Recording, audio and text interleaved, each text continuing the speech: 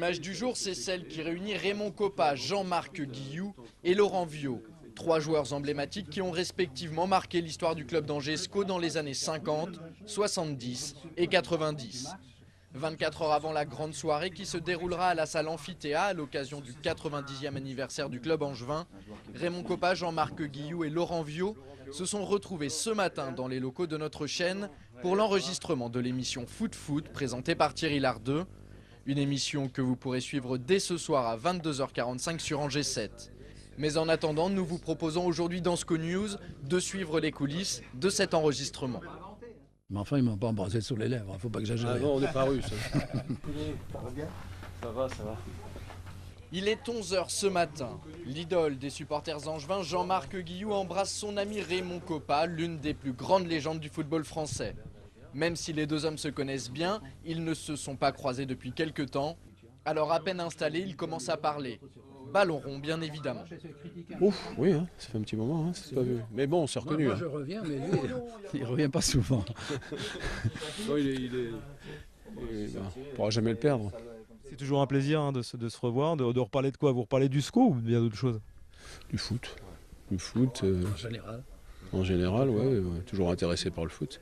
Mais aujourd'hui, il a beaucoup plus été question du SCO que de foot en règle générale. Le SCO, c'est le club qui a permis à ces deux icônes de véritablement lancer leur carrière respective. Et ça, Raymond Kopa et Jean-Marc Guilloux ne sont pas prêts de l'oublier. À l'époque, bien sûr, j'étais joueur de Neulémine, un club de division d'honneur qui montait en championnat de France amateur. Les clubs professionnels dans mon entourage de Neulémine à 20, 30, 40 km ne sont pas manifestés. Je pense à Lens, Lille, Roubaix-Tourcoing à l'époque, et il y avait Valenciennes.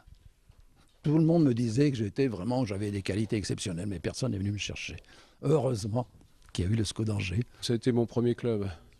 Donc il a marqué à double titre, d'une part parce que c'était le premier, et ensuite parce que c'est celui où je suis resté le plus longtemps. Donc ça reste effectivement un club que je suis tout particulièrement lorsque je regarde les résultats, comme beaucoup d'autres probablement scoïstes. Mais moi, plus particulièrement, parce que c'est le club un petit peu qui m'a le plus marqué, quoi. Quant à Laurent Viot, un peu plus en retrait que ses deux aînés et prédécesseurs, il s'est surtout contenté d'observer et d'écouter. On aurait presque dit un enfant en admiration devant deux stars du football. Jean-Marc, j'ai eu la chance de le rencontrer. Monsieur Kopa, je l'ai vu comme ça quand il venait voir les matchs et tout, mais j'ai jamais eu l'occasion de discuter non plus avec lui.